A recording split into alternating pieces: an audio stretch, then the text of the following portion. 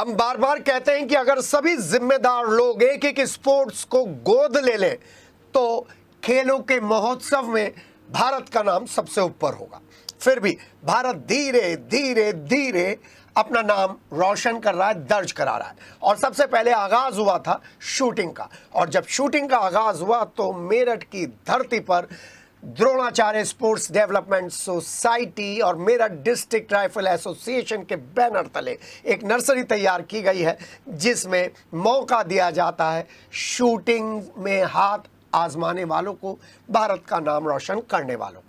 और अब जब 4th द्रोणाचार्य शूटिंग चैंपियनशिप का आगाज हो गया है तो शुक्रवार को एसएसपी रोहित सिंह सजवाण और द्रोणाचार्य स्पोर्ट्स डेवलपमेंट सोसाइटी के अध्यक्ष और एमडीआरए के संयुक्त सचिव रोमी शिव ने एक बार फिर उम्मीद जगा दी है कि इस पूरे शूटिंग रेंज से विश्व स्तरीय खिलाड़ी निकलने जा रहे हैं। इस दौरान एसएसपी रोहित सिंह सजवाण ने 10 मीटर एयर पिस्टल में हाथ आजमाते हुए टारगेट्स पर अचूक निशाना साधा। बता दें कि 13 मई तक चलने वाली चैंपियनशिप में देश के कोने कोने से शूटर्स आएंगे और अपनी अचूक निशानेबाजी का प्रदर्शन कर बताएंगे कि वो कैसी तैयारी कर रहे हैं और वो किस तरीके से भारत का नाम रोशन करेंगे। 1000 से ज़्यादा शूटर्स के एंट्री फॉर्म भरे जा चुके हैं और शूटिंग चैंपियनशिप के दौरान 10 metre air rifle, air pistol, 25 metre sports standard pistol के अलावा 50 मीटर प्रोन और 50 मीटर 3 पिस्टल इवेंट में टारगेट पर निशाना साधेंगे ये सभी शूटर्स। आपको बताते चलें कि द्रोणाचार्य स्पोर्ट्स डेवलपमेंट सोसाइटी क्यों विशेष है, क्योंकि द्रोणाचार्य स्पोर्ट्स डेवलपमेंट सोसाइटी में अपनी अचूक निशानेबाजी को जिन 4 लोगों ने मांझा था, परफेक्ट किया था, वो चारों शूटर्स यूपी पुलिस का हिस्सा बन चुके हैं और अपने आप में शूटिंग रेंज के लिए कीर्तिमान है और गर्व की बात है। चैंपियनशिप में ISSF कैटेगरी में COC यानी कि चैंपियन ऑफ चैंपियन में विजेता को 21,000 रुपये, उप विजेता को 11,000 रुपये और फर्स्ट रनर अप को 7100 रुपये का नगद पुरस्कार दिया जाएगा।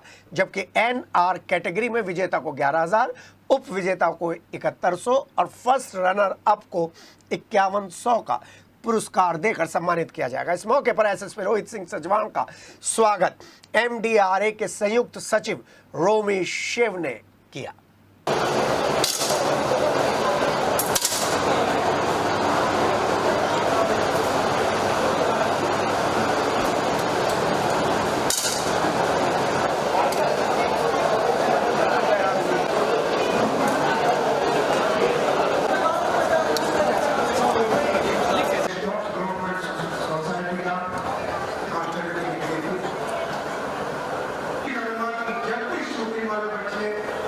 इसका उद्देश्य बच्चों के लिए नई प्रतिभा को निखारने का है। समय समय पर हर साल हम ये प्रतियोगिता करते रहते हैं। द्रोणाचार्य सोसाइटी के तत्वाधान में एक शूटिंग प्रतियोगिता का यहाँ पे आयोजन किया जा रहा है जो अखिल भारतीय स्तर की है।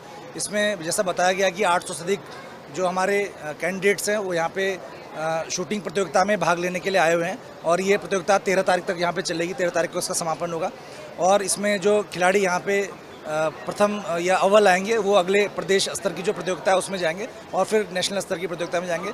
तो इस शूटिंग रेंज पे हर साल ये प्रतियोगिता का यहाँ पे आयोजन किया जाता है और कई हमारे खिलाड़ियों ने इस शूटिंग रेंजेस से यहाँ का फ़ायदा उठाकर अपना नाम, देश का नाम रोशन किया और देश का ही नहीं पूरे अंतर्राष्ट्रीय स्तर पर पूरे भारत का नाम रोशन किया है। शूटिंग जो प्रतियोगिता होती है इसमें शूटिंग रेंज का बहुत महत्वपूर्ण योगदान होता है कि खिलाड़ियों को अपना जो प्रैक्टिस करनी होती है वो शूटिंग रेंज पे ही कर सकते हैं। तो हमारे इस जनपद में जो ये शूटिंग रेंज है ये द्रोणाचार्य सोसाइटी के द्वारा इसका संचालन यहाँ पे किया जाता है और कई खिलाड़ी यहाँ पे कोचिंग की सुविधा भी दी जाती है। कई खिलाड़ी यहाँ से निकले, कई खिलाड़ियों ने यहाँ पे अच्छा मुकाम हासिल किया है और उसके बदौलत उन्होंने काफ़ी नाम और शोहरत हासिल की है। समस्या क्या है, शूटिंग में वेपन्स का, एम्यूनेशन का, स्थान का, रेंज का बहुत अभाव था।